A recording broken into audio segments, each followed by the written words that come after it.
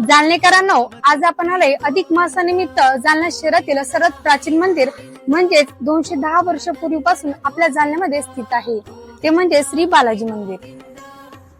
चला तर मग जाणून घेऊया की अधिक मासानिमित्त या मंदिरामध्ये काय काय कार्यक्रम आयोजित केले जाणार आहे। पुराण पुरुषा गोविंदा पुंडरीकाक्षा। या मंदिराच्या अधिक माहितीसाठी आपण जाणून घेऊयात मंदिराचे पुजारी संजय देशमुख यांच्यासाठी। यामध्ये हा मंदिराचा जो गर्भगृह आहे, गाभारा म्हणतो आपण त्याला, त्या गर्भगृहामध्ये प्राचीन बालाजींच्या मूर्ती आहेत की ज्या पंचधातूच्या मूर्ती आहेत आणि त्या 17व्या शतकातील आहेत। हे प्रमाणपत्र आपल्याला आर्किओलॉजिकल ऑफ इंडिया म्हणजेच भारतीय पुरातत्व खात्यानं आपल्याला दिलेलं आहे। त्या मंदिरातील प्रत्येक मूर्तीची नोंद ही भारतीय पुरातत्व खात्याकडे आहे।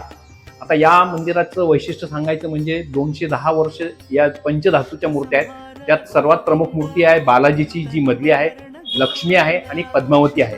त्याच्या बाजूवर अष्टभुजा देवी आहे आणि गरुड आहे। याच दुसरे शेंदूर लावलेले सुद्धा गणपती आहे। या गर्भगृहातील माहिती नंतर आता तुम्हाला आणखी एक याच बालाजी मंदिरातलं एक वैशिष्ट्य सांगतो, जी भगवान विष्णूंची मूर्ती काळ्या पाषाणातली आहे, ती सुद्धा 17व्या शतकातली मूर्ती आहे। विष्णूंची सर्वात प्राचीन मूर्ती आहे की जी जालन्यातील एक खूप महत्वाची, पूर्ण एका दगडामध्ये, एका पाषाणामध्ये ती कोरलेली आहे। त्याच्याच बाजूला पद्मावती आहे, महालक्ष्मी आहे। तर हा उद्यापासून जो अधिक मास सुरू होतोय तो सर्वात महत्वाचा जो असतो भगवान विष्णूंची आराधना।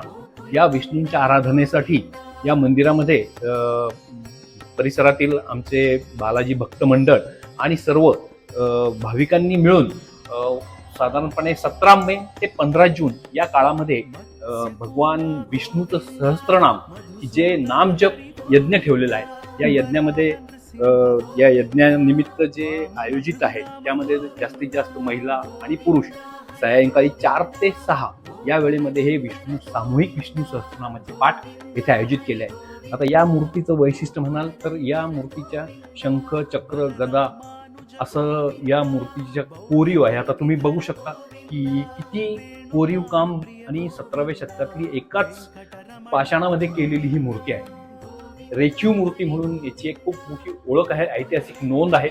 या मूर्तीची सुद्धा भारतीय पुरातत्व खात्याकडे नोंद आहे, जे आपण आर्किओलॉजिकल ऑफ इंडिया म्हणतो। तर हे होतं जालन्यातील सर्वात प्राचीन आणि जुनी मंदिर। तर अधिक मासानिमित्त भाविक भक्तांनी इथे येऊन बालाजी आणि विष्णूचे दर्शन घेऊन आपली मनोकामना पूर्ण करायची। गोविंद पालक श्री गोविंद पाप विमोचन गोविंद।